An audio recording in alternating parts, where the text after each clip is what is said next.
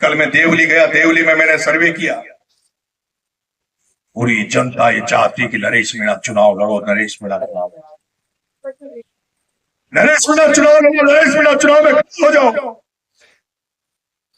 फिर मैंने भी मन बनाया और फिर मैंने ये सोचा कि नरेश अभी नहीं तो कभी नहीं। नमस्कार, स्वागत है आपका इस स्पेशल स्टोरी में which is powered by QIFM, the Stock Market Training Institute. This is Offbeat and Personal with Udit. Please like, share and subscribe the channel.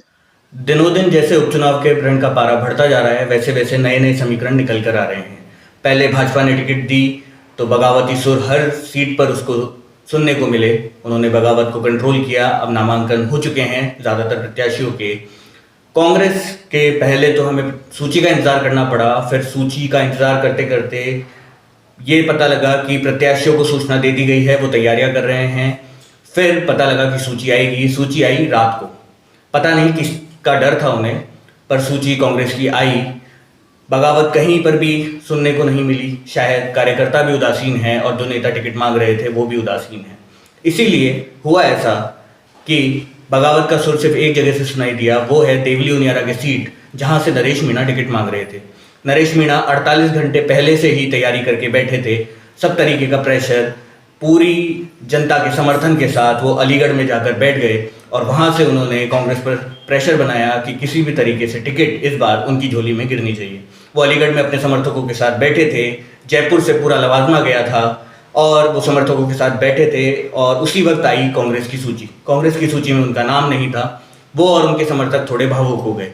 भावुकता में उन्होंने एक वीडियो निकाला और कहा कि मैं चुनाव नहीं लड़ूंगा। उसके कुछ ही देर बाद कह लें या सुबह की बात कर लें, सुबह उन्होंने वापस से अपने समर्थकों को बुलाया और कहा कि मैंने बहुत लोगों से बात करी है, बहुत लोगों से मेरी बातचीत हुई है, जिसमें उन्होंने रविंद्र सिंह भाटी जो अभी विधायक हैं शिव से, उनका नाम लिया, राजकुमार रौत का नाम लिया।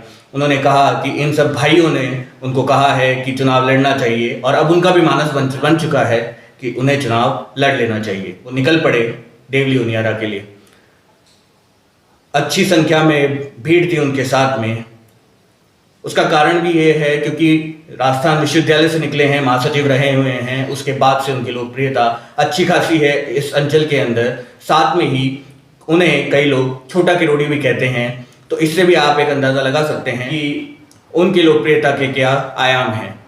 इसी वजह से संघर्ष के नाते, संघर्ष का नाम लीजिए या कोई विषय ऐसा है जनता से जुड़ा हुआ, तो नरेश मीणा कभी पीछे नहीं हटते। उनके कई वीडियो वायरल हैं सोशल मीडिया पे जब वो जनता के मुद्दों के लिए संघर्ष कर रहे हों। पहली बार उन्होंने टिकट मांगा, पूरे मन से मांगा, दिलो जान से मांगा, पर कांग्रेस पार्टी ने उन्हें टिकट नहीं दिया। तो अब वो है मैदान में। मैदान में है तो सबसे ज़्यादा चिंता किसकी बढ़ी हुई है? सबसे पहले चिंता बढ़ी हुई है पायलट की, दूसरी चिंता बढ़ी हुई है गोविंद डोटासरा की, और सबसे ज़्यादा चिंता बढ़ी हुई है जो यहाँ पर पहले विधायक थे आजकल सांसद हैं, हरीश मीणा की।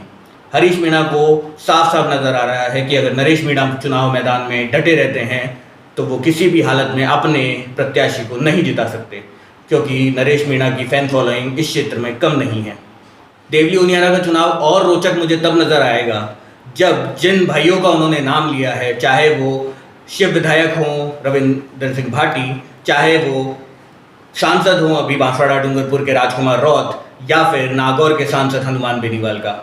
मैं इस पूरे चुनाव में उस दिन का इंतजार कर रहा हूं जिस दिन ये सब पहुंचेंगे देवली उनियारा, अपने भाई नरेश मीणा के समर्थन के अंदर प्रचार करेंगे, क्योंकि ये लोग खुद अपने साथ इतना ज़्यादा जनबल लेकर चलते हैं। जब ये लोग देवली उनियारा में होंगे, प्रचार करेंगे, तो जनता को समझाना इनके लिए मुश्किल नहीं होगा कि नरेश मीणा को जिताना ज़रूरी क्यों है।